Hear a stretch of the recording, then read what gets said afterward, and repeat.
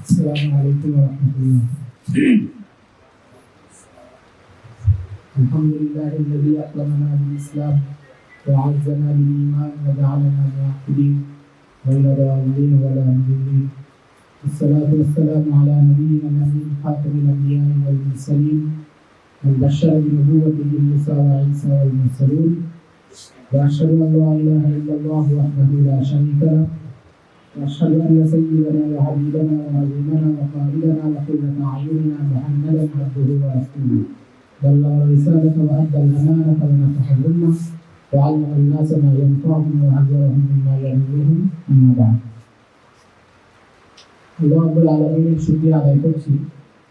আজকে Pabna Muslim community কর্তৃক আয়োজিত আজকে বুদ্ধিভিত্তিক দাওয়া কনফারেন্স 2 এতে উপস্থিত হতে পেরেছি, আলহামদুলিল্লাহ। আজকে আপনারা যদি বিষয়গুলোর দিকে লক্ষ্য করে থাকেন তাহলে দেখবেন যে আজকের যে পুরো অনুষ্ঠান এখানে একটা গুরুত্বপূর্ণ বিষয়কে 3 ভাগে ভাগ করা হয়েছে। এবং আমার যে আলোচনা সেটা মূলত ভূমিকা শোনেন। আমার পরে শেখ শরীফ মোহাম্মদ হাফিজ রহমান এবং আমার আব্দুল রাজ্জাক মোহাম্মদ হাফিজ রহমান এই বাংলাদেশের বরেণ্য আলেম এবং চিন্তক মুফাক্কির তারা আলোচনা করবেন এবং আমার আলোচনা হচ্ছে ভূমিকা শোনেন।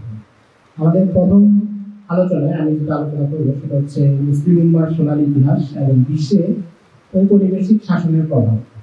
এরপরে আলোচনাটা হবে মুসলিম উম্মার মনস্তাত্ত্বিক লড়াই, অর্থাৎ মুসলমানরা মানসিকভাবে কোন কোন বিষয়কে তাদের মোকাবেলা করতে হবে। আর তৃতীয় বিষয়টা হচ্ছে যে মুসলিম উম্মাকে পুনরায় জাগ্রত করার জন্য কি কি কাজ করা যায়। তারা তো বুঝতে পারতেছে যে 3টা আলোচনার একটা ধারাবাহিক সিরিয়াল আছে। সেই জন্য আমি আশা করবো আপনারা মজলিসের শেষ পর্যন্ত মনোযোগের সাথে আলোচনাগুলো শুনবেন, কারণ এই ধরনের আলোচনা সচরাচর খুব কম হয় এবং তাও এমন সাহিত্যরা আলোচনা করবেন যারা এই বিষয়ে অত্যন্ত দক্ষ এবং দীর্ঘ সময় ধরে কাজ করছেন। আমি শুধু ভূমিকা হিসেবে কিছু কথা বলবো যেন তাদের আলোচনাগুলো ধরতে আপনাদের একটু সুবিধা হয়। আমার যে বিষয়টা দেওয়া হয়েছে সেটা হচ্ছে যে মুসলমানদের সোনালী ইতিহাস এবং বিশ্বের ঔপনিবেশিক শাসনের প্রভাব। তো আমরা যদি একটু পিছন থেকে ছোট আকারে বলা শুরু করি, সেটা হচ্ছে ইসলাম যখন আসেনি পৃথিবীতে, এর আগে পৃথিবীর অবস্থা কি ছিল আমরা জানি। আইয়ামে জাহিলিয়াত ছিল, চারপাশে শুধু অন্ধকার ছিল, জুলুম ছিল, আল্লাহর বিরুদ্ধে অবাধ্যতা, বিদ্রোহ, গুনাহ, পাপাচার সবকিছুই ছিল। সহিহ মুসলিমের এক হাদিসে নবী সাল্লাল্লাহু আলাইহি ওয়াসাল্লাম বলেছেন, ইন্নাল্লাহা নাযারা ইলা আহলিল আরদ ফামাকাতাহুম আরাবাহুম ওয়া আজামাহুম জামিআ ইল্লা বাকায়া মিন আহলিল কিতাব। যে আল্লাহ রাব্বুল আলামিন প্রথমে জমিনের দিকে দৃষ্টি দিলেন এবং তখন তিনি আজমে তিনি পছন্দ করতে পারেন এমন কাউকে পেলেন না, অল্প কিছু মানুষকে পেলেন যারা ছিল আহলি কিতাবের অনুসারী। এটা হচ্ছে নবী সাল্লাল্লাহু আলাইহি ওয়াসাল্লাম পৃথিবীতে আসার আগের অবস্থা। নবী সাল্লাল্লাহু আলাইহি ওয়াসাল্লাম যখন পৃথিবীতে আসলেন এবং তিনি মদিনায় ইসলামী সমাজ গঠন করলেন, সাহাবায়ে কেরামকে তরবিয়ত দিলেন, একটা জনগোষ্ঠী প্রস্তুত করলেন, তারপরের অবস্থায় নবীজি বলছেন যে ফাইরুল কুরুন এই কারণে সুন্নাল্লাযিনা ইয়ালুনহুম সুন্নাল্লাযিনা ইয়ালুনহুম, সবচেয়ে শ্রেষ্ঠ যুগ হচ্ছে আমার এই সময়টা, এরপর হচ্ছে এরপর। অর্থাৎ যেই পৃথিবীতে আল্লাহ রাব্বুল আলামিন পছন্দ করতে পারেন এমন মানুষই ছিল হাতে গোনা, সেই পৃথিবীতে নবী সাল্লাল্লাহু আলাইহি ওয়াসাল্লাম এমন একটা সমাজ নিয়ে গিয়েছেন যে তার ওই সময়কালটা হচ্ছে পৃথিবীর শ্রেষ্ঠ সময়টা। এবং এখন পর্যন্ত আমরা যতই বৈজ্ঞানিক উৎকর্ষের কথা বলি, প্রযুক্তিগত উন্নতির কথা বলি, আগামী দিনে আরো বড় প্রযুক্তি যদি আসে, সাহাবায়ে কেরামের সময় মানুষের যে মূল্য এবং মর্যাদা ছিল সেটা আমাদের সমাজের পক্ষে অর্জন করা সম্ভব না। তারা ছিলেন এই উম্মার সর্বশ্রেষ্ঠ প্রজন্ম। তো নবী সাল্লাল্লাহু আলাইহি ওয়াসাল্লামের ইন্তেকালের পরে সাহাবায়ে কেরাম যখন শাসন করলেন এবং এরপর যখন খেলাফতে বনু উমাইয়া, খেলাফতে আব্বাসিয়া তারা যখন ক্ষমতায় আসলেন, তখন আসলে তারা কি উন্নতি সাধন করেছেন এবং কেন সেটা সোনালী ইতিহাস আমরা বলবো, বা মুসলিম শাসনটা কেন একটা গৌরবের জায়গা, এটা আমাদের একটু সংক্ষেপে বোঝা থাকা দরকার যে মুসলিম সভ্যতা পৃথিবীকে আসলে কি দিয়েছে। পৃথিবীকে কি দিয়েছে এটা 2 ধরনের তাৎপর্য হতে পারে। একটা হচ্ছে প্রযুক্তিগত কি দিয়েছেন।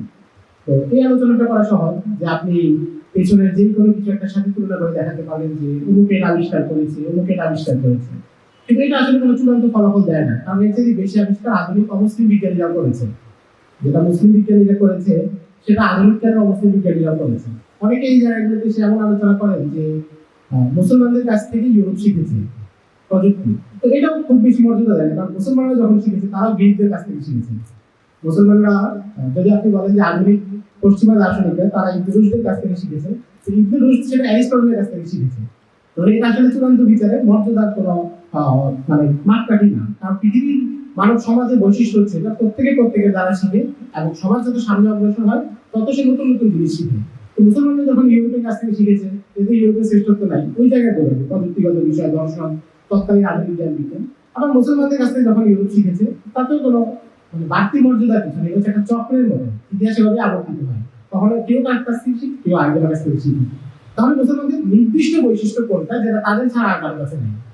সেটা হচ্ছে মুসলমানরা এমন একটা সমাজ নির্মাণ করেছিলেন, এবং এই সমাজে মানুষগুলো এমন ছিল যারা ছিল আধ্যাত্মিক শক্তিতে ভরপুর। তাদের মধ্যে ঈমান ছিল, তাকওয়া ছিল, আদল ছিল, ইনসাফ ছিল, ন্যায় বিচার ছিল, পাপাচার ছিল না, অশ্লীলতা ছিল না। এবং এই বৈশিষ্ট্য আপনি অন্য কোনো সমাজে দেখাতে পারবেন না। আপনি সুশাসন দেখাতে পারবেন, যে আইন রক্ষা হচ্ছে, কিন্তু ওই সমাজে আপনি দেখবেন অশ্লীলতা বিদ্যমান, এবং অশ্লীলতাকে তারা কোনো অপরাধ মনে করছে না। আল্লাহর সাথে বিদ্রোহ, অবাধ্যতা, শিরক, সেটাকে তারা কোনো অপরাধ মনে করছে না, কিন্তু হয়তো আইনের ক্ষেত্রে তারা মানে অর্থনৈতিক সমৃদ্ধি আনতে পারতেছে, কিন্তু এই বিষয়গুলো আনতে পারতেছে না। মুসলমানরা করেছে তাদের শাসনামলে যেটা করেছে, যে একজন মানুষের প্রধান যে পরিচয় সে হচ্ছে আব্দুল্লাহ, আল্লাহর বান্দা। মুসলমান সমাজ তার সমাজের প্রতিটা বাসিন্দাকে, প্রত্যেকটা উপাদানকে এই বিষয় নিয়ে আসতে পেরেছে যে তার জীবন পরিচালিত হবে একজন আব্দুল্লাহ হিসেবে, আল্লাহর বান্দা হিসেবে। কোনো তন্ত্র মন্ত্র, কোনো মতবাদ, কোনো দর্শনের বান্দা সে না। যেটা আধুনিক সমাজে আধুনিক মানুষ যেভাবে অনেক কিছু বান্দা হয়ে আছে, কেউ পুঁজিবাদের বান্দা, কেউ সেকুলারিজমের বান্দা, কিন্তু ইসলাম মানুষকে আল্লাহর বান্দাই তৈরি করেছে। এবং মানুষ যখন আল্লাহর বান্দা হিসেবে নিজেকে উপস্থিত করতে পারে, এবং আল্লাহর বান্দা হওয়ার যে চাহিদাগুলো আছে, যে বৈশিষ্ট্যগুলো আছে, সেগুলো যখন সে পূরণ করতে পারে, তখন তার সাথে পুরো পৃথিবী মাথা নামাতে বাধ্য হয়। আমরা যদি দেখি যে খিলাফতের আসাদার সময় যেটা হয়েছে, আপনারা হযরত ওমর রাদিয়াল্লাহু তাআলা আনহুর কথা জানেন। তিনি মদিনায় শাসন করতেন, তার কোনো রাজপ্রাসাদ ছিল, কোনো সেক্রেটারিয়েট ছিল, বড় বড় প্রাসাদ, অট্টালিকা, সেনা ক্যাম্প কিছুই ছিল না। মদিনায় নিয়মতান্ত্রিক কোনো সেনাবাহিনীও ছিল না, কারণ মদিনা যেহেতু মদিনাতুর রাসূল, এখানে সেনাবাহিনী থাকলে কোলাহল হবে। এই জন্য কখনোই মুসলিমরা মদিনায় কোনো আর্মি ক্যাম্প রাখেন নাই। এই জন্য হযরত ওসমান রাদিয়াল্লাহু তাআলা যখন শাহাদাত বরণ করতে হয়েছিল, সেখানে প্রতিরোধ করার মতো কেউ ছিল না, কারণ মদিনায় কখনোই সেনাবাহিনীকে রাখার অনুমতি দেওয়া হয়নি। হযরত ওমর থাকতেন এমন একটা জায়গায়, তিনি ঘুমাতেন খেজুর গাছের নিচে, বাজারে যেতেন একা, মসজিদে নববীতে একা বয়ান করতেছেন, একা চলে আসতেছেন। আর তিনি লড়াই করতেছেন তাদের সাথে সেই সময়ে দুই সুপার পাওয়ার। একদিকে রোমান এম্পায়ার, রোমান সাম্রাজ্য, যাদের সাম্রাজ্যের বিস্তৃতি ছিল 3 মহাদেশ জুড়ে। আফ্রিকার উত্তর অংশ, যেখানে এখন মরক্কো, আলজেরিয়া, লিবিয়া, মিশর, এই এলাকাগুলো তাদের নিয়ন্ত্রণে ছিল। সিরিয়া, ফিলিস্তিন এগুলো নিয়ন্ত্রণে ছিল। পশ্চিম এবং পূর্ব ইউরোপ এবং দক্ষিণ ইউরোপে যেটা যেটা এখন কনস্টান্টিনোপল, সেটা তাদের নিয়ন্ত্রণে ছিল। এত বিরাট সাম্রাজ্যের বিরুদ্ধে তিনি একা লড়াই করেছেন। আবার এদিকে তিনি লড়াই করতেছেন পারস্য সাম্রাজ্যের বিরুদ্ধে, যেটা হচ্ছে আফগানিস্তান এবং ইরান জুড়ে বিস্তৃত। দুই সুপার পাওয়ারের সাথে একই সাথে লড়াই করতেছেন এমন একজন ব্যক্তি, যার কোনো প্রাসাদ নাই, যার কোনো আলাদা দপ্তর নাই, পিছনে কোনো পাহারা দেওয়ার জন্য বডিগার্ড নেই, এমন একজন মানুষ। তাহলে কি সেই ক্ষমতা, কি সেই পাওয়ার, যেটাতে বাহ্যিক কোনো উপায় উপকরণ দেখা যাচ্ছে না। এবং মদিনা থেকে যে সাহাবীরা লড়াই করতে গিয়েছেন, তাদেরকে দেখে পারস্য লোকজন কিন্তু অবাক হয়েছে, এরা চাষা গ্রামের লোক, এরা আমাদের সাথে লড়াই করতে। কারণ পারস্য এবং রোমান সাম্রাজ্য তারা তো কখনো মক্কা, মদিনা এই অঞ্চলগুলো নিয়ে মাথায় ঘামায়নি। আপনি দেখবেন যে তাদের মধ্যে অনেকবার লড়াই হয়েছে, রোমানদের সাথে, পারস্যের সাথে। বিভিন্ন জমির মালিকানা নিয়ে লড়াই হয়েছে, কোথায়? সেটা ফিলিস্তিনের অধিকার নিয়ে, সিরিয়ার অধিকার নিয়ে। কিন্তু মক্কা মদিনার মালিকানা নিয়ে লড়াই করে, কারণ সবাই জানতে এটা একটা অনুর্বর ভূমি, চাষাবাদের উপযোগী না, এখানে কোনো খনিজ পদার্থ পাওয়া যাবে না, এখানে এই জায়গার মালিকানা নেওয়া মানে আমাদের কিছু আসে যায় না। এমন একটা জায়গা থেকে সেনাবাহিনী আসলো এবং অল্প কয়েক বছরে, 1 দশকের মধ্যে তাদের পুরো সুপার পাওয়ারকে ধ্বংস করে দিল। এবং এরপরে যারা ক্ষমতায় আসছে, আপনি যদি বনু উমাইয়ার কথা ধরেন, তারাও একই কাজ করেছে। একই সাথে 3 মহাদেশে তাদের লড়াই চলতেছে। একদিকে বনু উমাইয়ার সেনাপতিরা উত্তর আফ্রিকা জয় করতেছে, আরেকদিকে মুসা বিন নুসাইর, তিনি হচ্ছে আন্দালুস জয় করতেছেন, যেটা এখন স্পেন এবং পর্তুগাল। আরেকদিকে তাদের সেনাপতি চীনের সীমান্তে চলে এসেছে, যেটা এখন কাশগড়, সিকিয়ান, এখানে পর্যন্ত তাদের সেনাবাহিনী চলে এসেছে। এবং তাদের সেনাবাহিনীর পাওয়ার এবং বিক্রম কি ছিল, যদি আপনি তখন তো আমাদের আধুনিক যত প্রযুক্তি এগুলো তাদের কাছে ছিল না, কিন্তু তারপরে তারা লড়াই করছে কেমন আত্মগৌরব এবং মর্যাদার সাথে। হুদাইবা বিন মুসলিম একজন বড় সেনাপতি ছিলেন। 94 হিজরিতে তিনি তার অধীনস্থ আরেকজন সেনাপতিকে পাঠান চীনের সীমান্ত এলাকায়, কাশগড় যে এলাকাটা, যেটা হচ্ছে সিকিয়ান। তো সেখানে আক্রমণ করার পরে আঞ্চলিক যে রাজা, তিনি সেনাপতিকে ডাকলেন। উনি দেখছেন যে মুসলমানদের সাথে অল্প কিছু সৈন্য আসলো। তো রাজা তাকে বললেন, আপনি এই এত অল্প সৈন্য নিয়ে আমাদের সাথে লড়াই করতে আসছেন, আমাদেরকে পরাজিত করবেন? ওই সেনাপতি বললেন যে কাইফা ইয়াকুনু কলিলুল আসহাব মান আউয়ালু কাইয়ুহু ফি বিলাদিকা ওয়া আখিরুহু ফি মানাবিতিস যাইতুন। যে আপনি আমাদের এই সেনাবাহিনীকে ছোট বলতেছেন, আমরা এমন এক বাহিনী নিয়ে আসবো আপনার কাছে যে প্রথম মাথা থাকবে আপনার সীমান্তে, আর শেষ মাথা থাকবে জাইতুনের বাগানে, মানে দামেস্কের দিকে ইঙ্গিত করেছেন। তখন উমাইয়াদের মুসলিম বিশ্বের রাজধানী ছিল দামেস্ক। আপনার যদি বলতে চাচ্ছেন দেখেন দামেস্ক কোথায়, সিরিয়া কোথায়, আর চীনের সীমান্ত কোথায়, উনি বলতেছেন এমন সেনাবাহিনী নিয়ে আসবো, আমাদের কাছে এমন জানবাজ মুজাহিদ বাহিনী আছে যারা রওনা হলে পুরো এলাকা কভার হয়ে যায়, এবার তিনি এলাকা জয় করে। আমার মূল বোঝানোর যে বিষয়টা হচ্ছে যে তাদের মধ্যে যে জায়গাগুলো ছিল, তারা বান্দা হিসেবে, আল্লাহর বান্দা হিসেবে নিজেকে প্রস্তুত করতে পেরেছিলেন এবং আল্লাহর বান্দা হওয়ার জন্য কি কি গুণাবলী দরকার সেগুলো তারা অর্জন করেছেন। এই জন্য আপনি তাদের সমাজে ইনসাফ দেখবেন, ন্যায় বিচার দেখবেন, প্রত্যেকটা বিষয়ে মুসলিম শাসন আমলে কোনো জুলুম ছিল না। বিক্ষিপ্ত ভাবে কেউ যদি জুলুম করেছে তার শাস্তি এবং প্রতিবিধান অন্যরা করেছে, এটা হচ্ছে মুসলিম শাসন আমলের একটা বৈশিষ্ট্য। যত এটা সামনের দিকে গিয়েছে, শাসকদের মধ্যে দুর্নীতি ঢুকেছে, পাপাচার ঢুকেছে, বিভিন্ন কিছু হয়ে মুসলমানদের শাসন ক্ষমতার পতন ঘটেছে। তো আমি মুসলমানদের সোনার ইতিহাস নিয়ে আর বেশি লম্বা বলবো না, এগুলো আপনারা জানেন এবং এগুলো নিয়ে অনেক আলোচনা আছে ইনশাআল্লাহ। আর আমার পরের আলোচনার সাথে কিছুটা মিলিয়ে দেখার চেষ্টা করবো। আমার মূল আলোচনা যেটা, যে মুসলমানদের পতন যখন হলো এবং মুসলিম বিশ্বে উপনিবেশিক শাসন যখন আসলো, তখন কি কি প্রভাব পড়েছে আমাদের মধ্যে। কারণ আমরা এখন যে সমাজে বসবাস করতেছি, আমরা এই প্রভাবিত সময়ে বসবাস করতেছি, এবং এই জন্য পরে যখন সে একটা আলোচনা করবে তারা এই প্রভাব কাটিয়ে ওঠার এবং এর কি সমাধান সেটা নিয়ে আলোচনা করবে। উপনিবেশ আসলে কি?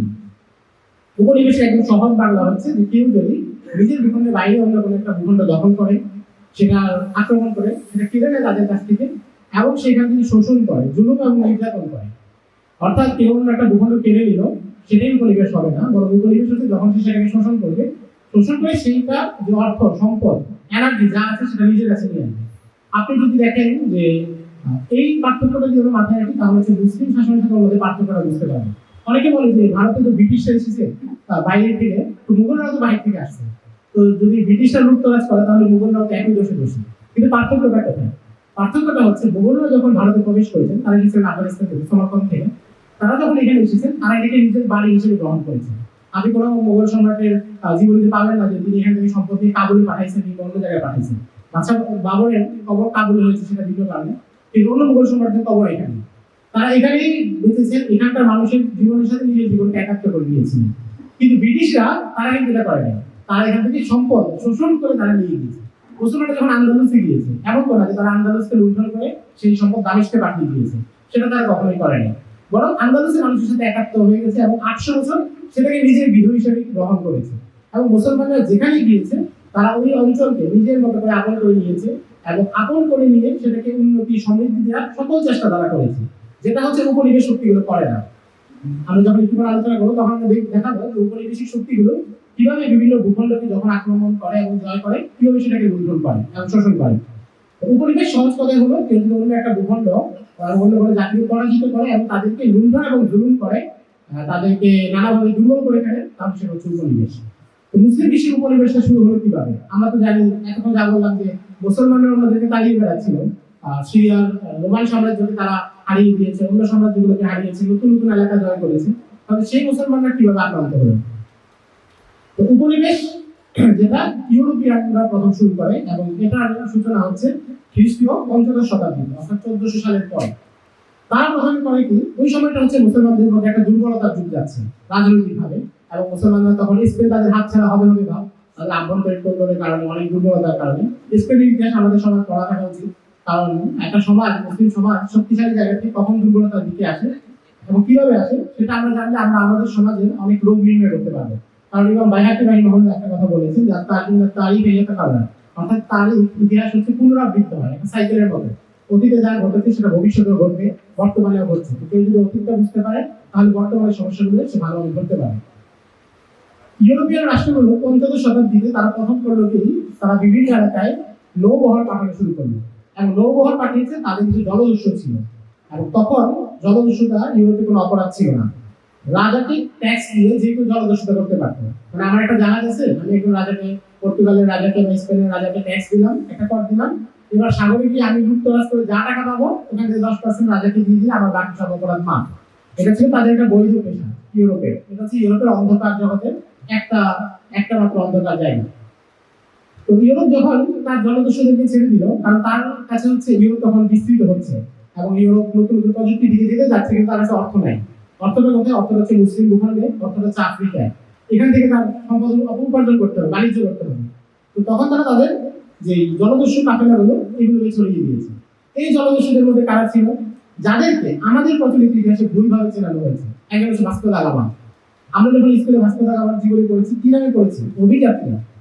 তার পরিচয় কি? তিনি হচ্ছে উত্তর মহাসাগরীয় হয়ে ভারতে আসার রাস্তা আবিষ্কার করেন। উত্তর মহাসাগরীয় হচ্ছে আফ্রিকার দক্ষিণে একটা জায়গা, অর্থাৎ যদি ম্যাপ থাকতে দেখানো যেত, ধরেন যদি উপরে ইউরোপ হয় তাহলে ভারত হচ্ছে এখানে, কিন্তু সাদা জায়গাটা দিয়ে সমুদ্রিক পথে ভারতে আসার রাস্তাটা তিনি আবিষ্কার করেন। এটা হচ্ছে তার কৃতিত্ব। আমাদের পাঠ্যপুস্তক যদি কোনো পাঠ্যপুস্তক খুলে দেখবেন, ভাস্কো দা গামা একজন অভিযাত্রী ছিলেন। 1498 সালে ভারতবর্ষে আসার রাস্তা তিনি আবিষ্কার করেন। ক্রিস্টোফার কলম্বাস, তার পরিচয় কি? ক্রিস্টোফার কলম্বাস হচ্ছে আমেরিকা আবিষ্কার করেন। এবং ইউরোপ যে বিশ্বের নানা ভূখণ্ডে গিয়েছে, উপনিবেশটা সূচনা করেছে, এটাকে তারা গ্লোরিফাই করেছে এভাবে, যেটা ছিল আমাদের অভিযাত্রী দল, তারা নতুন নতুন এলাকা অনুসন্ধান করেছে এবং সেটা আবিষ্কার করেছে। যেমন আপনি দেখবেন যে আমাদের সমাজে বিভিন্ন বইপত্রে এই অভিযাত্রী দলকে একটা রোমান্টিকতার মাধ্যমে উপস্থাপন করা হয়, যে তারা কি এক জানার নেশায়, অজানাকে জানার নেশায়, অজানাকে আবিষ্কারের নেশায় তারা এত দূর দূর ছুটে গিয়েছে। কিন্তু এদের বাস্তবতা কি ছিল? ভাস্কো দা গামার বাস্তবতা কি? একজন নির্মম জলদস্যু ছিল। তার অপরাধের ক্ষতি যদি দিতে হয়, প্রচুর ক্ষতি, এবং সেটা আমরা বলছি না, পশ্চিমা ইতিহাসবিদরা বলছে, যারা হচ্ছে ভাস্কো দা গামার সহযাত্রীদের লেখা ডায়েরি থেকে তাদের অপকর্মের ক্ষতি বের করেছে।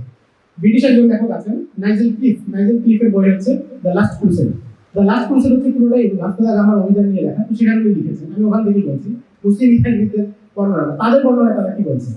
ভাস্কো দা গামা যখন পশ্চিম আফ্রিকা উপকূল দিয়ে আসছিল, সেখানে এসে প্রায় 300 মসজিদ ধ্বংস করেছে। মুসলমানদের 300 মসজিদ একেবারে গুড়িয়ে দিয়েছে। প্রচুর পরিমাণ মানুষকে হত্যা করেছে, কোনো কারণ নাই। স্বাভাবিক মানুষ, বাচ্চা, নারী, শিশু, তাদের হত্যা করেছে। এরপর সে যখন মোজাম্বিকে আসে, তখন একটা হজ যাত্রীবাহী জাহাজ যাচ্ছিল, সেটাকে আটক করে এবং এই জাহাজে সব লুট করার পরে জাহাজে আগুন ধরিয়ে দেয়। জাহাজে প্রায় 300 মানুষ ছিল, এদের মধ্যে নারী, শিশু ছিল, কাউকে রক্ষা করে নাই, সবাইকে মেরে ফেলেছে। এরপরে ভাস্কো দা গামা আসছে কালিকট বন্দরে, যেটা দক্ষিণ ভারতের মালাবারে। সেখানে এসে আবার সেই শহরের উপর তাদের কাছে, তখন তাদের কাছে কিছু বাড়তি প্রযুক্তি ছিল, যেটা আঞ্চলিক শাসনের কাছে ছিল না। একটা হচ্ছে তাদের কাছে কামান ছিল, সে গোলা নিক্ষেপ করে এবং কালিকট বন্দরে আগুন ধরিয়ে দেয়। এখানে প্রচুর হিন্দু এবং মুসলমান দুই ধরনের মানুষ মারা যায় তাকে প্রতিরোধ করতে গিয়ে। এরপরে এটা হচ্ছে ভাস্কো দা গামার আসার ইতিহাস। এরপরে ভাস্কো দা গামার পর্তুগিজরা এখানে ছিল, এবং পর্তুগিজরা প্রায় যে গোয়া, মালাবার, কালিকট, এই যে এলাকাগুলো, এগুলো প্রায় তারা 200 বছর শাসন করে এবং এখানে তাদের প্রথম কলোনি স্থাপন করে। ভারতবর্ষের প্রথম কলোনি হচ্ছে দক্ষিণ ভারতে। তো এখানে তারা কি করেছে? নির্মম নির্যাতন করেছে এবং মানুষকে জোরপূর্বক ধর্মান্তরে বাধ্য করেছে। হিন্দুদেরকে, মুসলমানদেরকে বহিষ্কার করেছে। আপনারা স্পেনিশ ইনকুইজিশনের নাম জানেন, যে স্পেনে যখন মুসলমানরা পালিয়ে চলে আসে, তখন অবশিষ্ট মুসলমান যারা ছিল তাদেরকে জোরপূর্বক ধর্মান্তরে বাধ্য করা হয় এবং যারা ধর্মত্যাগ করে তাদেরকে নির্মম নির্যাতন করা হয়। সেম কাজ পর্তুগাল করেছে। পর্তুগিজরা ভাস্কো দা গামা এবং তার সাথে জলদস্যু, এবং এই জলদস্যুদের সবচেয়ে কুখ্যাত এক জলদস্যুর নাম হচ্ছে সেন্ট জেভিয়ার্স। যে সেন্ট জেভিয়ার্সের নামে বাংলাদেশে কলেজ আছে, বিশ্বে প্রায় 150 বেশি শিক্ষা প্রতিষ্ঠান আছে সেন্ট জেভিয়ার্সের নামে। এটা হচ্ছে তাদের হিরো। তার লাশ বলাটা কি হবে না, মানে পচা গলা এই জিনিস, এটা তারা এখনো গোয়াতে সংরক্ষণ করে রেখেছে। বছরের নির্দিষ্ট একটা দিনে বের করে, আপনি ইউটিউবে দেখে দেখবেন যে তার সেই মরদেহ, এটা তার প্রদর্শন করে। এটা হচ্ছে তাদের হিরো, অথচ হচ্ছে জলদস্যু। আর সেই হিরোর নামে তারা নিজেদেরকে সারা বিশ্বে তার স্মৃতি রক্ষার জন্য এত প্রতিষ্ঠান করেছে। আর আমরা আমাদের হিরোদের কথা জানি, যারা আমাদের রিয়েল হিরো, তারা এমন একজন জানেন এবং অত্যাচারী নৃশংস লোককে হিরো বানাচ্ছে। তো পর্তুগিজরা এখানে প্রচুর নির্যাতন করেছে। এটা হচ্ছে আমি বললাম যে অভিযাত্রী দলের আসলে তাৎপর্য কি। আর দ্বিতীয় বিষয় হচ্ছে, তারা যে বলে ভাস্কো দা গামা হচ্ছে উত্তর মহাসাগরীয় হয়ে আসার সমুদ্র রুট আবিষ্কার করেন, ওর ভাস্কো দা গামার শিষ্যরাই বলছে যে এই রাস্তাটা ভাস্কো দা গামা নিজে আবিষ্কার করেনি, তাকে বলে দিয়েছে আহমদ বিন মাজেদ নামে একজন মুসলিম বিজ্ঞানী, মুসলিম নৌ বিজ্ঞানী। অর্থাৎ মুসলমানদের কাছে এই রাস্তাটা আগে থেকেই পরিচিত ছিল। ভাস্কো দা গামা এখানে নতুন কিছু আবিষ্কার করেনি।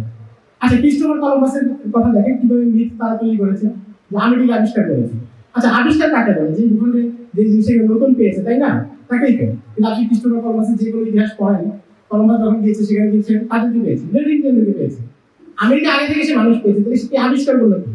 এটা হচ্ছে মানুষকে তারা যে মানে ফার্স্ট ক্লাস মানুষ মনে করে না, প্রথম শ্রেণীর মানুষ মনে করে না, এটা হচ্ছে তার প্রমাণ। যে যদি নেটিভ কেউ হয়, ভারতীয় হয়, আফ্রিকান কেউ হয়, তাহলে সেটা আমাদের মতো শীতাঙ্গদের মতো, আমাদের মতো আর্য রক্ত না, সে তো শ্রেষ্ঠ না। এই জন্য তারা কিন্তু ওই জায়গায় বলছে আবিষ্কার। আর আমরাও সেই কথাগুলো বলছি। ক্রিস্টোফার কলম্বাস সেখানে কি ভয়ঙ্কর ধরনের গণহত্যা চালিয়েছে রেড ইন্ডিয়ানদের উপরে। রেড ইন্ডিয়ানদেরকে পুরো নির্মূল করে দিয়েছে। ওগুলো ভিন্ন ইতিহাস। মূল কথা হচ্ছে যে তারা নিজেদের নিজেদের উপনিবেশিক আক্রমণের বৈধতা দিতে গিয়ে অভিযাত্রীর দলের কাহিনীগুলো সাজিয়েছে এবং তারা বলে যে আফ্রিকার অমুক জায়গায় আবিষ্কার করেছে, কিন্তু এর বহু আগে মুসলমানদের কাছে বহু আগ থেকে এগুলো পরিচিত ছিল। একজন বড় আলেম ছিলেন শেখ মাহমুদ শাকির রাহিমাহুল্লাহ, ওনার কিতাব আছে আল কুশুফুল জিওগ্রাফিয়া। তো সেখানে উনি দেখিয়েছেন যে এখন যে জিম্বাবুয়ে, এই জিম্বাবুয়েতে একটা কবর পাওয়া গেছে, কবর ফলক, কবরের যার কবর তার নাম হচ্ছে সালেম সালেম, তার কবর ফলক হচ্ছে 95 হিজরি, অর্থাৎ আজ থেকে 1300 বছর আগে মুসলমানরা জিম্বাবুয়ে পর্যন্ত পৌঁছে গিয়েছে। আর এর 500-700 বছর পর ইউরোপিয়ানরা এসে তারা গল্প শোনাচ্ছে যে অমুকে জিম্বাবুয়ে আবিষ্কার করেছে, অমুকে মাদাগাস্কার আবিষ্কার করেছে। অথচ মুসলমানদের বহু আগ থেকে এই অঞ্চলগুলো তাদের যাতায়াত ছিল। তো এটা হচ্ছে তাদের অভিযাত্রীর দলের গাল গল্পের হাকিকত, যেটা হচ্ছে তারা আমাদের পাঠ্যপুস্তকে আমাদেরকে ভুলভাবে শেখায়। আচ্ছা, তারা করলো কি, যখন এই অভিযাত্রী দলগুলো আসলো তারা এখান থেকে সম্পদ লুণ্ঠন করলো। ভাস্কো দা গামা যেই সম্পদ লুট করেছে এগুলো কিন্তু সে পর্তুগালে পাঠাইছে এবং পর্তুগালের রাজাকে সে চিঠি দিচ্ছে, ওই চিঠি এখন পর্যন্ত সংরক্ষিত আছে। সে বলছে যে এখানে আমাদের আরো সম্পদ উপার্জনের সুযোগ আছে, আপনি আরো বাহিনী পাঠান। কিন্তু রাজা আরো বাহিনী পাঠিয়েছে। পর্তুগাল যখন এই সাফল্য পেল, অন্যরা তো বসে নেই, বেলজিয়াম, জার্মানি, ফ্রান্স সবাই শুরু করেছে। এমনকি ঝাঁপিয়ে পড়ছে আফ্রিকায়। মানে আফ্রিকা হচ্ছে এমন জায়গা, এটা তাদের সবার লুপ্তরাজের ক্ষেত্র, এবং তারা সব ভাগাভাগি করে দিচ্ছে, ওই এলাকা তুমি দখলে নিবা, এই এলাকা আমি দখলে নিবো। তারা ঝাঁপিয়ে পড়ছে আমাদের ভারতবর্ষে ওই একই সময়। ভারতবর্ষে আপনারা জানেন ইংরেজরা কিন্তু শাসন ক্ষমতা দখল করেছে পরে, এর আগে দীর্ঘদিন তাদের মধ্যে লড়াই চলেছে। ডাচ, ওলন্দাজ, ফরাসি এবং পর্তুগিজ এবং ইংরেজ সবাই ছিল, এবং প্রত্যেকের সাথে প্রত্যেকের মারামারি ছিল, কে কোন এলাকা দখল করবে। আপনি দেখবেন যে কাঞ্চননগর, সেই কৃষ্ণনগরের মারামারি কিন্তু চলেছে ফরাসিদের মধ্যে এবং ইংরেজদের মধ্যে দীর্ঘদিন। এবং মহীশূরের যুদ্ধে টিপু সুলতান যখন লড়াই করেন, টিপু সুলতানের সাথে কিন্তু ফরাসি বাহিনী সাহায্য করছিল ইংরেজদের বিরুদ্ধে, অর্থাৎ একে অপরকে ধর্মাতে যাচ্ছে না। এই ভাগাভাগি নিয়ে ইন্দোনেশিয়ার মানুষরা সেখানেও তারা যায় এবং এলাকাগুলো দখল করে নেয়। তো দখল করা তাদের কাছে সহজ হয় কি, ওই সময় ইউরোপ মাত্র প্রযুক্তিগত কিছু বিষয় অর্জন করতেছে, যেমন তারা গাদা বন্ধু, মানে আধুনিক রাইফেল বা এলএমজি এসএমজি এগুলোর যে পূর্বপুরুষ, একদম প্রথম পুরুষ, সেগুলো তাদের কাছে ছিল। কিন্তু এখানকার মানুষের কাছে তখনও বন্দুক ছিল না, তাদের কাছে তীর ধনুক এগুলো ছিল। তো বন্দুকের কারণে তীর ধনুক দিয়ে পারা যায় না, তাদের কাছে কামান ছিল, এখানে তখন কামানের প্রযুক্তি ব্যাপকভাবে আসে নাই। তো এইভাবে তারা এই এলাকাগুলো দখল করে নেয়, মুসলিম ভূমি এবং অমুসলিম ভূমিও। আমেরিকাতে আমরা বলতে পারি সেগুলো তারা দখল করেছে, আফ্রিকাতে করেছে। দখল করার পরে কি ঘটলো আমরা খুব সংক্ষেপে বলছি, যেহেতু আমাদের সময় খুব কম এবং আমি তো ভূমি হিসেবে এই কথাগুলো বলছি। দখল করার পরে তারা কি করলো, দখল করার পরে প্রথম কাজ তারা যেটা করেছে, লুটপাট করেছে, নির্বিচার লুটপাট। আচ্ছা, আজকে যখন আমরা আফ্রিকার কথা শুনি, আফ্রিকা মানে আমাদের চোখের সামনে কি ভাসে? একটা গরিব দরিদ্র মহাদেশ, যেখানে খরা দুর্ভিক্ষ লেগে থাকে, যেখানকার মানুষগুলো কালো, চরম অসভ্য, চরম বর্বর, তাদের মধ্যে মানসিকতা নাই, শিক্ষা নাই, কোনো নৈতিকতা নাই, কোনো উন্নত চিন্তাধারা তাদের নাই, কোনো উন্নত জীবন ব্যবস্থা নাই। তারা নিয়মিত দাঙ্গা লাগিয়ে রাখে, মিলিশিয়া বাহিনী গঠন করে, এগুলো। কারণ মিডিয়া আমাদেরকে এভাবে চিনে। আমরা আফ্রিকাকে চিনি কিভাবে? আমরা যখন ছোটবেলায় ছিলাম আমরা বই পড়েছি, অ্যাডভার্টাইজ ভারতের টার্জান সিরিজ, আপনি অনেকে পড়েছেন। তো টার্জান সিরিজ দেখবেন, এটা হচ্ছে উপনিবেশিক প্রকল্প, সাহিত্যের মাধ্যমে, ফিকশনের মাধ্যমে তারা একটা বয়ান তৈরি করে। তো টার্জান সিরিজে দেখবেন যে টার্জান হচ্ছে লড়াই করতেছে তাদের বিরুদ্ধে আফ্রিকান জঙ্গলি, যারা মানুষ পেত, যারা মানুষ খেয়ে ফেলে, এদের বিরুদ্ধে। তো আফ্রিকাকে আমরা এখনো যেভাবে চিনি আমাদের মিডিয়ায়, আমরা যে কোনো কিছু, আফ্রিকা হচ্ছে একটা খুবই বাজে এলাকা। অথচ দেখুন, যদি আপনি অন্য দৃষ্টিকোণ থেকে চিন্তা করেন, ইসলাম যখন মক্কার জমিনে খুবই দুর্বল অবস্থায় ছিল এবং বাঁচা মরার লড়াই ছিল, তখন ইসলামকে প্রথম আশ্রয় দিয়েছে কোন মহাদেশ? আফ্রিকা। মুসলমানরা প্রথম হিজরত করেছেন আবিসিনিয়ায়, এবং আবিসিনিয়া হচ্ছে আফ্রিকা, যেটা এখন বর্তমান ইথিওপিয়া এবং ইরিত্রিয়া হচ্ছে। তো মুসলমানদের প্রথম আশ্রয়দানকারী ভূখণ্ড হচ্ছে আফ্রিকা। এবং এরপরে যদি আপনি মুসলমানদের ইতিহাস পড়েন, মুসলমানদের সমৃদ্ধ ইতিহাসের বিশাল অংশ হচ্ছে আফ্রিকায়। আপনি যদি মালিক মাযহাবের বড় আলেমদের জীবনী পড়েন, ইমাম আবু সাঈদ আল-কায়রাওয়ানি থেকে নিয়ে আসাদুদ্দিন ফুরাত থেকে নিয়ে যত বড় আলেমরা আছেন, তাদের বড় অংশ তাদের জীবন কাটিয়েছেন আফ্রিকায়। শাফি মাযহাবের বড় আলেম, বড় মুহাদ্দিস, আমি নাম বলতে যাচ্ছি না, লম্বা তালিকা হয়ে যাবে, তারা হচ্ছে আফ্রিকার মানুষ। তো এই আফ্রিকা, তার মানে কি, আফ্রিকায় জ্ঞান চর্চা ছিল, ইল চর্চা ছিল, সমৃদ্ধ ইল চর্চা ছিল বলেই তো তারা এই পর আসতে পেরেছে। আফ্রিকায় কি সম্পদ ছিল না? এখন কি, এখন পর্যন্ত আফ্রিকায় আপনারা যদি গুগলে সার্চ করেন, আফ্রিকায় যে পরিমাণ সম্পদ পাওয়া যায়, দামি সম্পদ, সব আফ্রিকার বিভিন্ন দেশের মাটি নিচ্ছে। হীরার খনি, সোনার খনি, কোবাল্ট, নিকেল এবং আরো যা আছে, ইউরেনিয়াম, সব আফ্রিকায় আছে। বিপুল পরিমাণ খনিজ সম্পদ আফ্রিকায় আছে। বিশ্বের মোট কৃষি জমির 17% হচ্ছে আফ্রিকায়, এবং বিশ্বের মোট কৃষকের 12% হচ্ছে আফ্রিকায়। কিন্তু আফ্রিকা খাদ্য উৎপাদন করে বিশ্বের মোট খাদ্যের মধ্যে 4%। হিসাবটা কি মিলল? তার সম্ভাবনা কতটুকু, কিন্তু সে করতে পারতেছে কতটুকু, এটা হচ্ছে আফ্রিকা। আচ্ছা, আফ্রিকাকে আমরা এখন গরিব জানি, অথচ আপনারা জানেন যে 14 শতাব্দীতে আফ্রিকার একজন রাজা ছিলেন মনসা মুসা, যিনি মালির রাজা ছিলেন। এত বেশি স্বর্ণের মালিক ছিলেন, উনি একবার হজে আসছেন, হজে আসার পরে সামনে যাকেই পাইছেন তাকেই স্বর্ণ হাতিয়ে দিয়েছেন।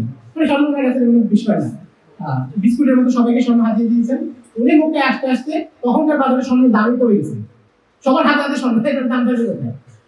তো আফ্রিকা তো হচ্ছে বংশাবলী আফ্রিকা, আফ্রিকা তো হচ্ছে মানিকু মাযহাবের আলেমদের আফ্রিকা, তাহলে সেই আফ্রিকা এখানে আসলে কি পারে? এই গল্পটা কেউ বলে না।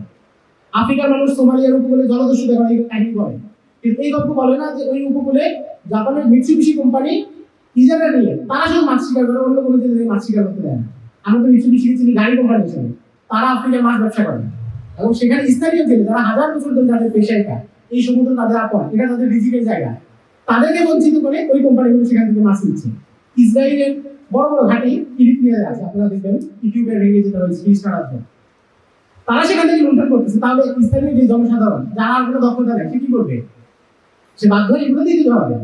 আফ্রিকার মানুষ এই লুণ্ঠনের শিকার হয়, তাকে গরিব বানানো হয়েছে, তার সম্পদ দিয়ে তাকে আবার মানবাধিকার সংস্থার মধ্যে ফান্ড দেওয়া হচ্ছে, আবার নিজেরা বিশ্বের বড় ত্রাণকর্তা হচ্ছে। এটা হচ্ছে পশ্চিমা সভ্যতার আসল রূপ। আচ্ছা, উপনিবেশের পরে তারা কি কি করলো? আমরা তো একটা বড় কথা বললাম, তারা কিভাবে লুণ্ঠন করেছে যদি সংক্ষেপে বলি।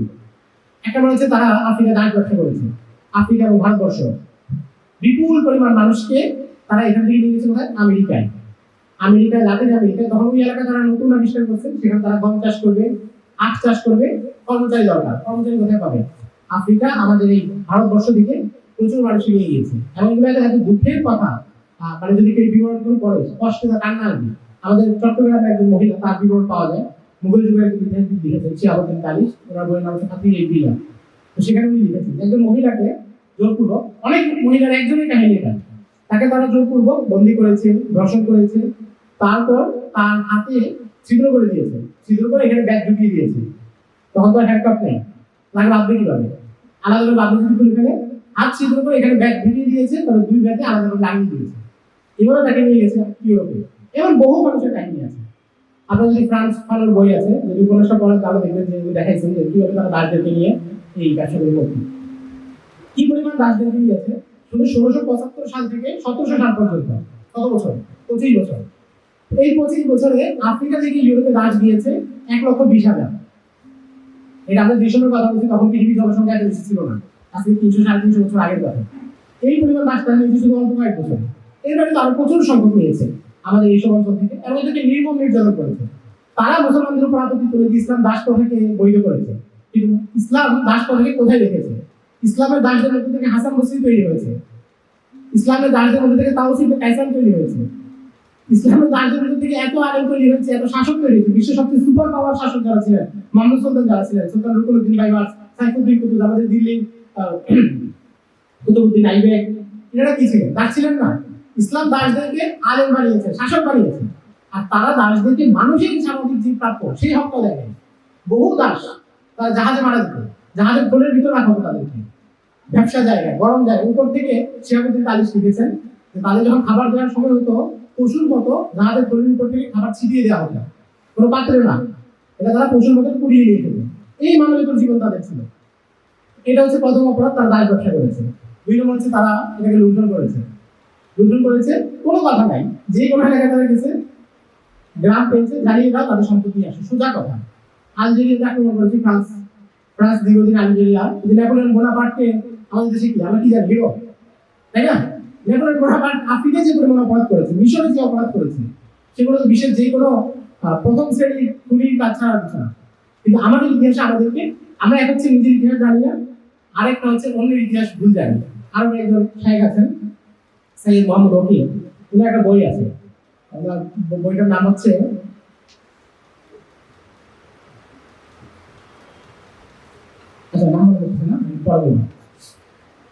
তারা হচ্ছে দাস ব্যবসা করেছে এবং লুণ্ঠন করেছে। লুণ্ঠনের পরিমাণটা কি এবং কি পরিমাণ লুণ্ঠন করতে গিয়ে মানসিক হত্যা করেছে? বেলজিয়াম একটা দেশ আছে ইউরোপে, আপনার নাম জানেন, বেলজিয়াম হচ্ছে কঙ্গো আক্রমণ করেছে, এবং এটা হচ্ছে 1865 সালে। তাদের রাজা ছিল দ্বিতীয় লিওপোল্ড। তো লিওপোল্ড বলতো যে আমি আফ্রিকাকে উন্নত করবো। এখন তারা যে ওয়ার্ল্ড দেয়, তখন তারা এটা দিয়েছে যে আমি আফ্রিকাকে উন্নত করবো। উন্নতির পরিমাণ কি?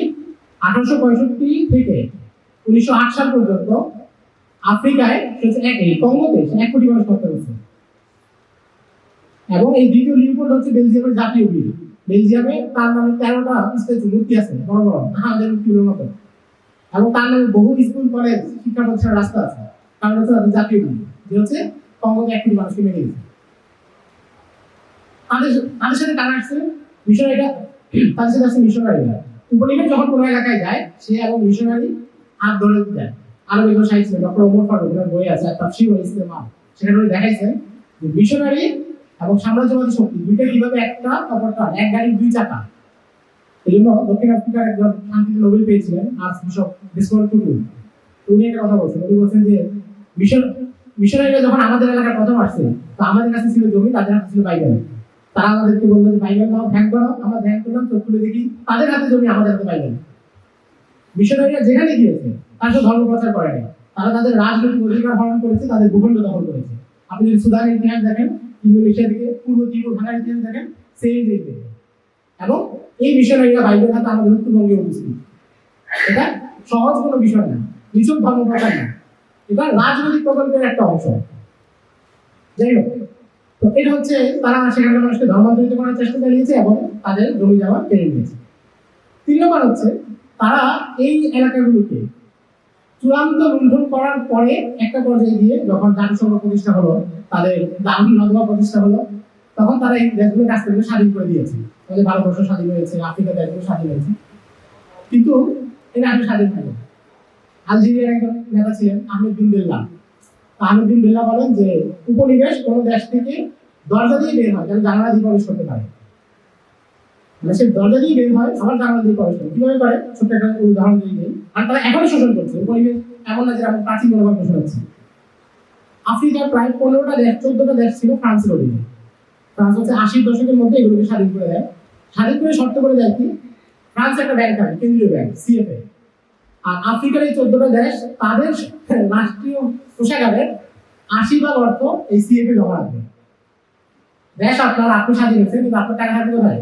ফ্রান্সে। এবং এই 80% টাকা আপনি রাষ্ট্রীয় কোনো দরকারে তুলতে পারবেন না, 15% তুলতে পারবেন। 15% বেশি যা তুলবেন সেটা ঋণ হিসেবে সুদ আকারে তুলতে পারবেন। আপনার সম্পদ, তাদের সম্পদ, এই যে আইভরি কোস্ট, গানা, সেনেগাল, এই দেশগুলো সবার টাকা সেখানে আপনারা সার্চ করলে দেখতে পাবেন। এবং তারপর শর্ত কি, এইসব দেশে যদি কোনো অবকাঠামো নির্মাণ করতে হয় তাহলে হচ্ছে ফ্রান্সের কোনো কোম্পানিকে কাজ দিতে হবে, অন্য কোনো কোম্পানিকে দেওয়া চলবে না। 5 বছর আগে আইভরি কোস্ট হচ্ছে একটা ড্যাম নির্মাণ হবে, বিদ্যুৎ কেন্দ্র। তো এখানে একটা চায়না কোম্পানি আবেদন করছে, তারা খরচ অনেক কম দেখিয়েছে। ফ্রান্সের একটা কোম্পানি, তারা হচ্ছে খরচ 3-4 গুণ বেশি দেখিয়েছে, কিন্তু চুক্তি অনুসারে বাধ্য ফ্রান্সের কোম্পানি কাজ দিয়েছে। দেখেন, তার টাকা ফ্রান্সের ব্যাংকে জমা, ওখান থেকে সে ঋণ হিসেবে আনছে, আনার পরে অবকাঠামোগত উন্নয়ন করাবে, এই টাকাটা কোথায় যাচ্ছে? আবার ফ্রান্সের ঠিকাদার কোম্পানি দিয়ে ফ্রান্সে যাচ্ছে। এটা হচ্ছে ফ্রান্স। আর আমরা ফ্রান্সকে কিভাবে চিনছি? আমরা ফ্রান্সকে চিনছি সৈয়দ মুস্তফা আলীর লেখাপড়া, দেশে বিদেশে। আমরা ফ্রান্সকে চিনছি অন্যদের সঙ্গে রায়ের লেখাপড়া, বাড়ি, আমাদের ছোটবেলায় পাঠ্য ছিল। ওনারা ফ্রান্সকে দেখাইছেন কি, প্যারিস সভ্যতার এক মহান জায়গা, যেখানে ক্যাফেটেরিয়াতে বসে অনেকগুলো সাহিত্য চর্চা হয়, বিশ্বের সেরা দার্শনিকরা যে শহরে থাকে, এখানে 7 লেনের রাস্তা আছে। আমাদেরকে দেখা হচ্ছে এই ফ্রান্স। অথচ এই ফ্রান্স তারা হচ্ছে আফ্রিকার গণহত্যাকারী, সব জায়গায় গণহত্যাকারী এবং লুণ্ঠনকারী, এবং এত নির্মস্তরের চোর এবং ডাকাত যে তারা এখনো পর্যন্ত লুণ্ঠন করে যাচ্ছে। আফ্রিকার বহু দেশের শাসককে হত্যা করেছে ফ্রান্স। যখনই তার বিরুদ্ধে কোনো বিদ্রোহ মাটি চালা দেয় তখন তাদেরকে হত্যা করা হয়। 60-এর দশক থেকেই পর্যন্ত আফ্রিকার প্রায় 22 জন প্রেসিডেন্ট হত্যা বিষয়ে ফ্রান্সের সরাসরি সম্পৃক্ততা আছে। এখন আপনি দেখবেন আফ্রিকার বহু দেশে স্বর্ণের খনি, সেখানে স্বর্ণ উত্তোলন হচ্ছে, পাহারা দিচ্ছে কে? ফ্রান্সের বাহিনী।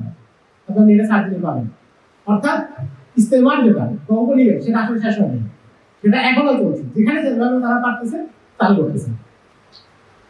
আচ্ছা, এটা হচ্ছে তাদের অপরাধগুলো খুবই সংক্ষিপ্ত বললাম। তাদের অপরাধ আরো অনেক বেশি। আমাদের ভারতবর্ষে তারা কি করেছে সেটা নিয়ে বিস্তারিত আলোচনার বিষয় আছে। আমি অনুরোধ করবো যে আপনারা সবাই এই বিষয়গুলো নিয়ে কিছু পড়াশোনা করেন। এটা নাম দেওয়া হয়েছে বুদ্ধিভিত্তিক দাওয়া কনফারেন্স। তাদের এটা ওয়াজ মাহফিলের মতো না, আমি বলে গেলাম আপনারা শুনে গেলেন। আমরা সবাইকে পড়াশোনার চেষ্টা করি ভারতবর্ষে তারা কি করেছে, উপনিবেশিক শক্তিগুলো খুবই সংক্ষিপ্ত আকারে যদি আমরা পড়তে চাই, রয় মক্সেমের একটা বই আছে, দ্য থ্রেট অফ ইন্ডিয়া, এটা পড়তে পারি। এখানে উপনিবেশিক শক্তিগুলো সংক্ষিপ্ত আলোচনা আছে।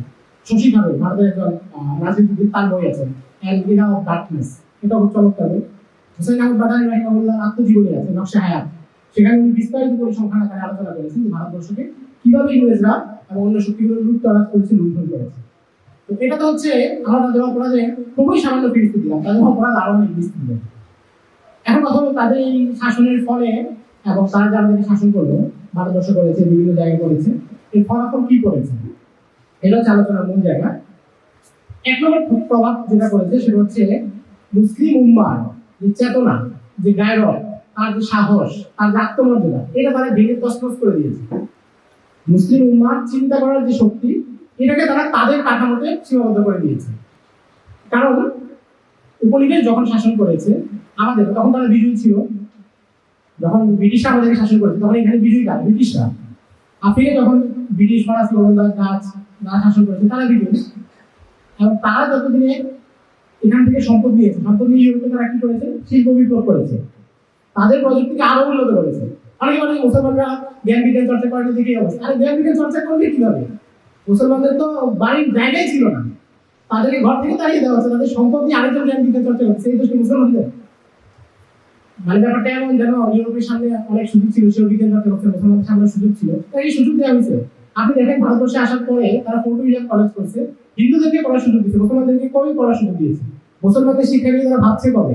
1830-এর পরে। এবং যখন ভাবছে তখন তাদের উদ্দেশ্য লর্ড ব্যাকনের রিপোর্ট দেখেন, সে বলতেছে আমরা এখানে এমন একটা শ্রেণী তৈরি করতে চাই যারা শরীরে হবে ভারতীয়, যাদের মন হবে আমাদের মতো। তো তারা যখন শিক্ষা দিচ্ছে, তারা দাস তৈরি করার শিক্ষা দিচ্ছে, তারা যখন শিক্ষা ব্যবস্থা সাজাইছে ওই জন্য সাজাইছে। এখান থেকে মুসলিম উম্মার যাত্রা নিয়ে কিছু হবে, এটার জন্য তারা সাজায় নেই। গোলামাই কেন সেটাকে প্রতিরোধ করেছে, দেওয়ান আন্দোলন, নদওয়ার আন্দোলন, সেগুলোর মাধ্যমে। তো এটা হচ্ছে তাদের প্রথম কাজ, তারা যেটা করেছে, যেটা প্রভাব, যে তারা ছিল বিজয়ী। এবং এখানকার সম্পদ নিয়ে তারা আরো বিজয়ী হয়েছে, আরো জ্ঞান বিজ্ঞান প্রযুক্তি চর্চা করেছে। এবং যখন তারা এই অঞ্চলগুলো থেকে চলে যায় তখন তাদের মধ্যে আর এই অঞ্চলের মুসলমানদের মধ্যে তফাৎটা হচ্ছে আকাশ পাতাল দীর্ঘ, অর্থাৎ অর্থনৈতিক, সমৃদ্ধি, রাজনৈতিক সব দিক থেকে।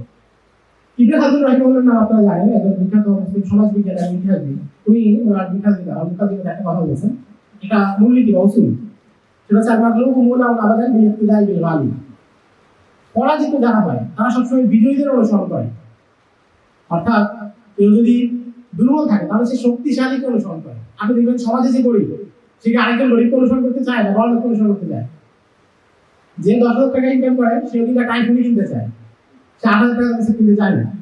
এটা হচ্ছে সমাজের মানুষের একটা কমন বৈশিষ্ট্য, সে তার যদি বিজয়ী, তার যদি উন্নত, তাকে অনুসরণ করতে চায়। তো উপনিবেশের পরে এখন আধুনিক বিশ্বে উন্নত কারণ অবশ্যই পশ্চিমা সভ্যতা, তারা জাগতিক বিষয়গুলোতে অনেক এগিয়ে গিয়েছে।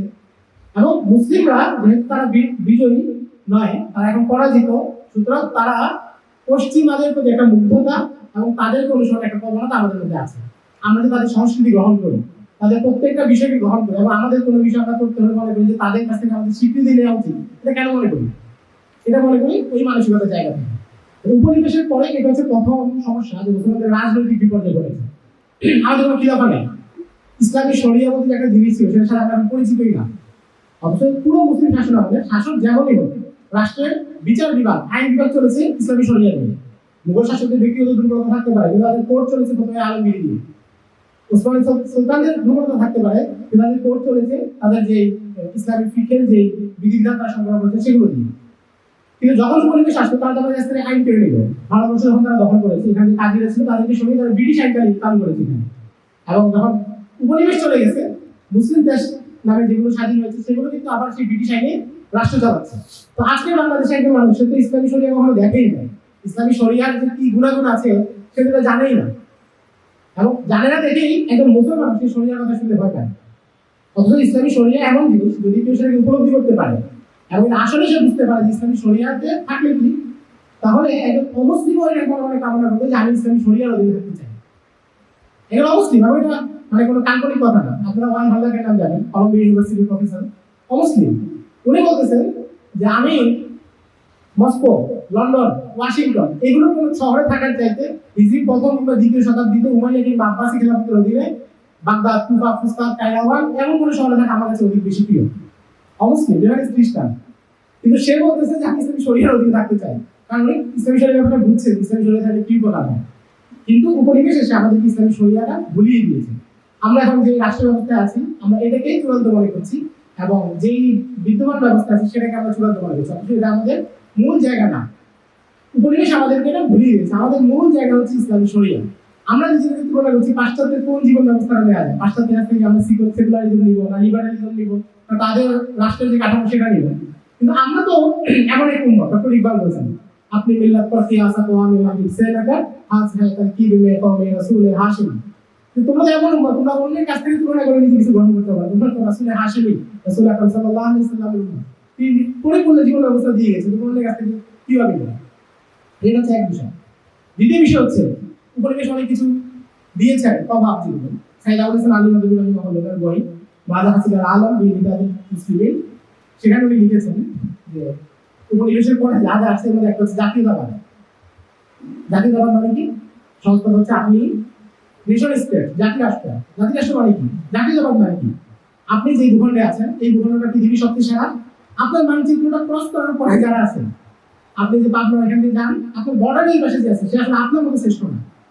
আপনি দরকারি যে আপনি পৃথিবীর সবচেয়ে শ্রেষ্ঠ। আবুল হাসান আলী নদী বলছেন আমাদের কথাটা, উনি বলছেন যে জাতীয়তাবাদ মানে হচ্ছে মানুষ নিজেকে নিজের খোদা বানিয়ে নিজের উপাসনা করে। এই যে মানুষ যখন বলে আমরা সেরা, এগুলো সেরা কি? মুসলমানদের কাছে তো নির্দিষ্ট কোনো ভূখণ্ড নিয়ে এমন গৌরব কিছু নেই, পুরো দুনিয়ায় তো তার। মুসলমানরা হচ্ছে বিশ্ব নাগরিক। আর ইসলামী খেলাফতকালে কি এমন কোন চিন্তা ছিল?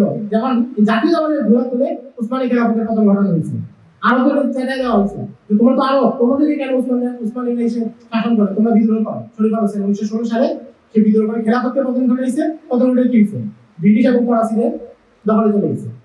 অবশ্য এই যে আমাদের এখনকার যে চিন্তা, জাতি রাষ্ট্রের যে চিন্তা, জাতীয়তাবাদের যে চিন্তা, এটা পরিপূর্ণ হচ্ছে উপনিবেশের পরে আসছে। যখন দেশগুলো ভাগ হয়েছে প্রত্যেকে একটা জিনিস দিয়ে দেওয়া হচ্ছে, তুমি এই সীমানার ভিতরে থাকবে, এই সীমানা নিয়ে গর্ব করবে, আর তোমার বাইরে যারা আছে তাদের নিয়ে মাথার মানে কিছু নেই।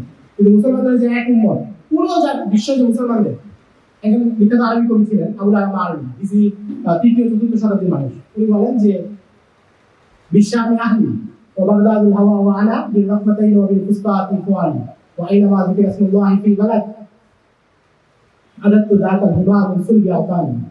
উনি বলেন যে আমি কি করবো, আমার তো সিরিয়াতে হচ্ছে আমার পরিবার থাকে, বাগদাদে আমি ঘোরাফেরা করি, ফুস্তাত মিশরে সেখানে হচ্ছে আমার বন্ধুরা থাকে।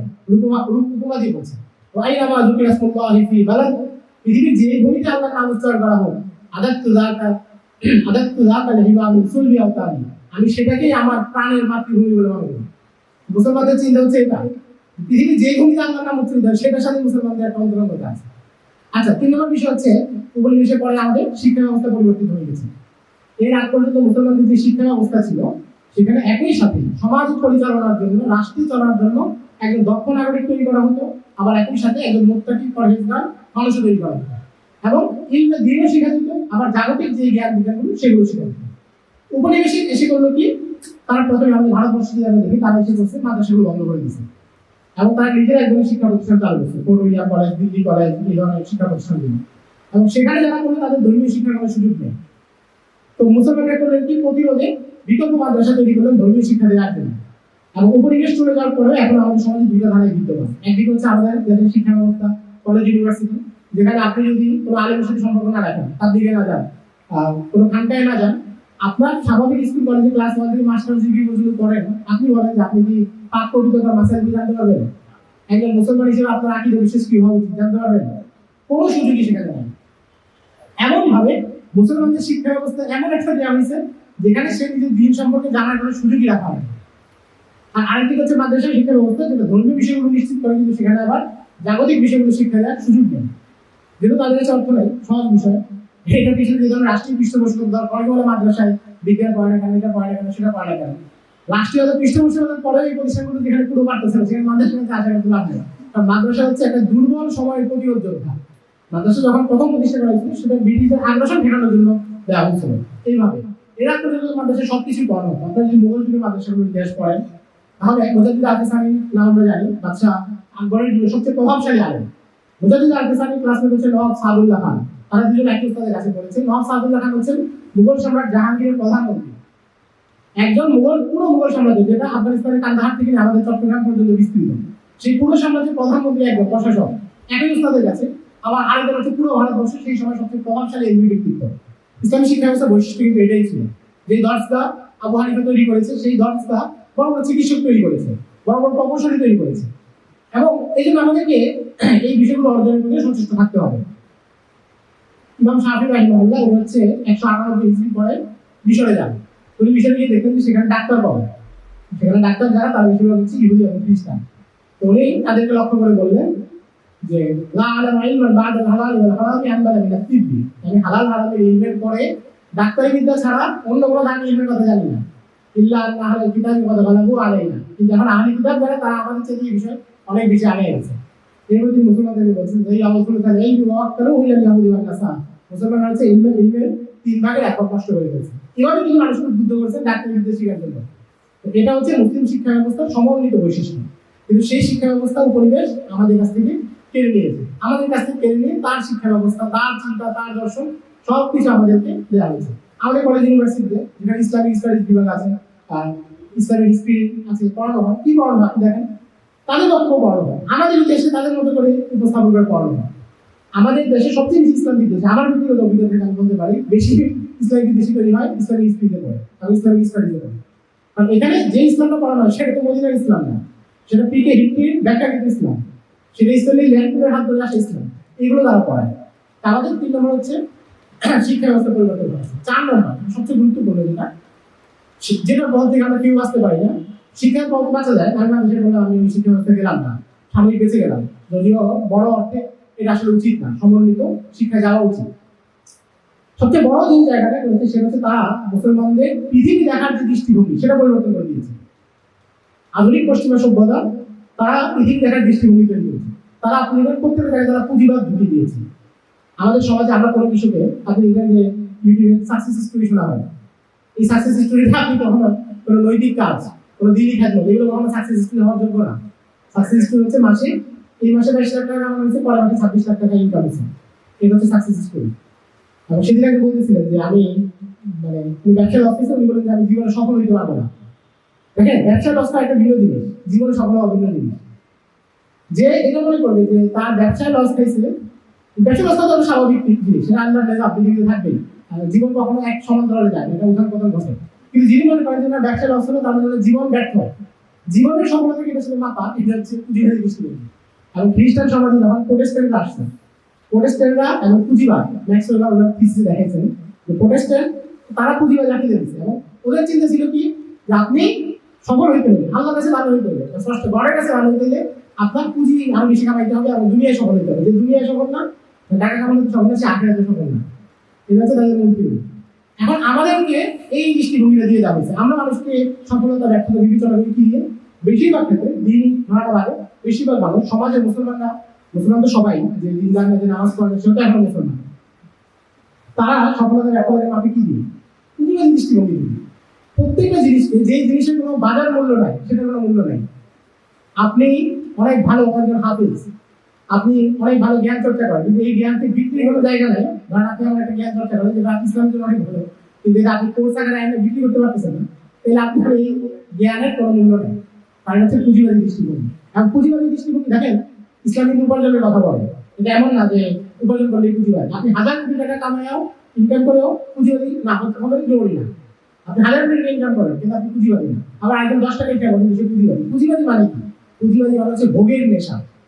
মানুষের দৃষ্টিভঙ্গি চেঞ্জ হয়, আমার কেন টাকা দরকার? আমার টাকা দরকার হচ্ছে আমার নফসের খায়েশ পূরণের জন্য।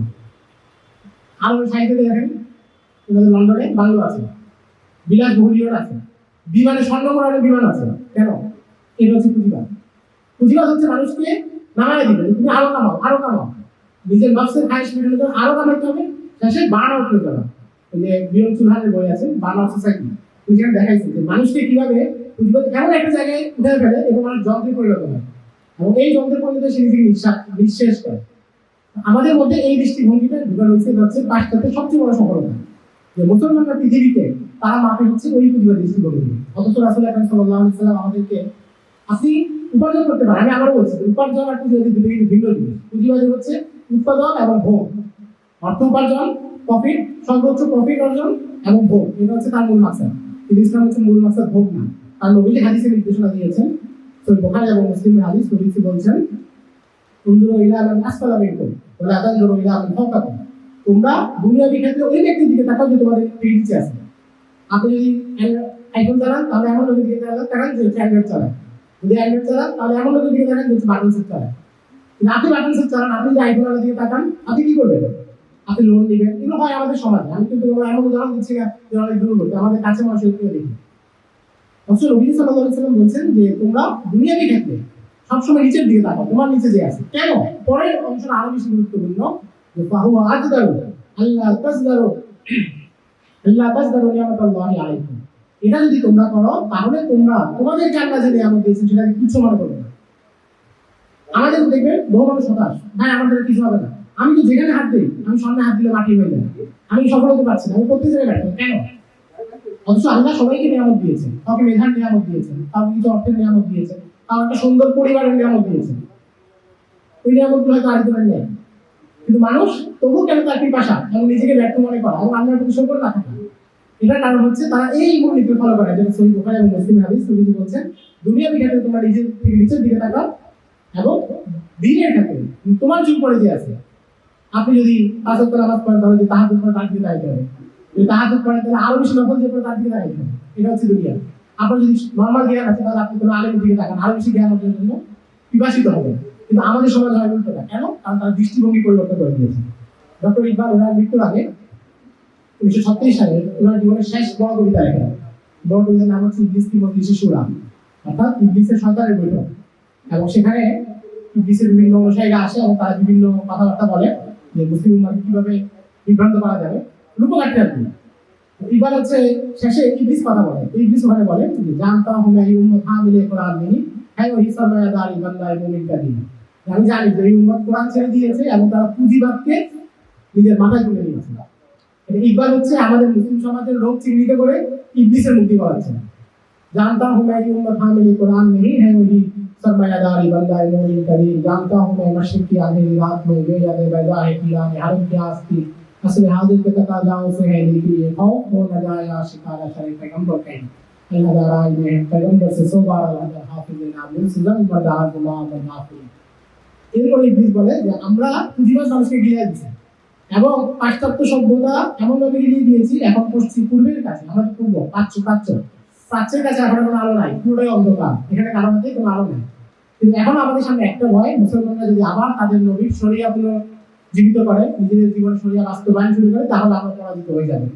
তো আমরা উপনিবেশিক প্রভাবের যেই কয়েকটা কথা বললাম, এগুলো সব হচ্ছে এই প্রভাবগুলোর মধ্যে দিয়ে আমরা যাচ্ছি এবং ইসলামী শরিয়ার মধ্যে ফিরে আসার আগে আমাদের এখান থেকে মুক্তি নেই। আমাদের যে মানসিক বিপর্যয় আছে এবং আমাদের যে রাজনৈতিক বিপর্যয়, সবকিছুর মূলে আছে আমাদের আধ্যাত্মিক বিপর্যয় ঘটেছে। আমরা সেই প্রথম যুগের মতো ঈমান, আমল এবং নিজের তাকওয়া সেই জায়গায় আমরা দুর্বল হয়ে গিয়েছি, সেখানে আমাদেরকে আবার ফিরতে হবে ইনশাআল্লাহ। এই বিষয় নিয়ে শায়খরা আরো পরে বিস্তারিত আলোচনা করবেন। আমি সংক্ষেপে শুধু কয়েকটা কথা বললাম, কথাগুলো আবার একটু সংক্ষিপ্ত করে ফেলি অল্প কয়েক কথায়। সেটা হচ্ছে মুসলিমরা যখন পৃথিবী শাসন করেছেন তারা মানুষকে আল্লাহ বান্দা হিসেবে গড়ে তুলেছিলেন এবং আল্লাহর বান্দা হওয়ার কারণে তারা একটা সমাজকে আদর্শ সমাজ হিসেবে, শান্তিপূর্ণ সমাজ এবং মানুষের যত নৈতিক যে সবকিছুর উন্নতি ঘটেছে। মুসলিম যে রাষ্ট্র ব্যবস্থা, সেই রাষ্ট্র ব্যবস্থার বৈশিষ্ট্য হচ্ছে এটা আধ্যাত্মিক হয়, অর্থাৎ এই রাষ্ট্র ব্যবস্থার মধ্যে কেউ থাকলে অটোমেটিক সে দিনদার হবে। কারণ নামাজ না পড়লে সে শাস্তি পাবে, একজন মোরতাদ হয়ে যাবে। এই আমাদের সমাজ যত সহজ, ইসলামিক রাষ্ট্রীয় এত সহজ, সে শাস্তির মুখোমুখি হবে, তাকে বাধ্য হয়ে আধ্যাত্মিক হতে হবে, উপায় নেই, সে অশ্লীলতায় জড়াবে, সুযোগ নেই, তাকে জড়ালে সে শাস্তি পাবে। কিন্তু পশ্চিমা যে রাষ্ট্র ব্যবস্থা, সেখানে আইন যদি সর্বোচ্চ পর্যায়েও স্থির থাকে এবং সব আইন মেনেও চলে, তার মানুষ আধ্যাত্মিক হবে না। কেন? মানুষ প্রকাশ্যে গুনাহ করবে না, মুখে গিয়ে গুনাহ করবে। কিন্তু ইসলামিক রাষ্ট্র এমনভাবে গড়ে তুলবে, এটা শুধু একটা নিছক রাজনীতি না, পশ্চিমা রাজনীতির মতো না যে যেটা শুধু বাহিরে কল্পতে আছে, বরং এটার ভেতরে রুহানিয়ত এবং আধ্যাত্মিকতা আছে। তো মুসলিমরা তাদের সমাজ কিভাবে গঠন করেছিলেন, এরপর হচ্ছে উপনিবেশ মুসলিম বিশ্বে আক্রমণ করে এবং তারা বিভিন্ন এলাকায় তাদের কলোনি স্থাপন করে, মানুষকে নির্যাতন করে, নির্মম নির্যাতন করে। আমরা কিছু সংক্ষিপ্ত উদাহরণ দিয়েছি। এরপর তারা যখন এখান থেকে যায়, যাওয়ার পরে এই অঞ্চলগুলোকে তারা নিজেদের চিন্তা দ্বারা প্রভাবিত করে রাখে এবং আমরা এখন হচ্ছে তাদের এই যে অনেকগুলো চিন্তা আক্রমণ আমাদের মধ্যে আছে। এক নম্বর হচ্ছে শিক্ষার ক্ষেত্রে আমরা তাদের শিক্ষা ব্যবস্থা দ্বারা বাধ্য হয়ে আছি, আক্রান্ত হয়ে আছি। আমাদের সমাজে বেশিরভাগ মানুষ তারা আসলে কোন শিক্ষাটা গ্রহণ করছে এবং আপনি যদি তাদের খবর নেন, বেশিরভাগ মানুষ তারা নিজের মৌলিক আকীদা সম্পর্কে জানে না।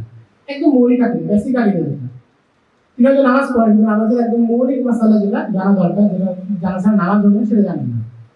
মুসা বিরোধী কিভাবে করতে হবে সেটা জানেন না। পাক পবিত্রতার একদম প্রাইমারি মাসালাগুলো এটা জানেন না, কিন্তু উনি দুনিয়ার শিক্ষা অনেক শিক্ষিত হয়ে গিয়েছেন এবং তিনি মুসলমানের সন্তান, নিজেকে মুসলমান মনে করতে তিনি গর্ববোধ করেন।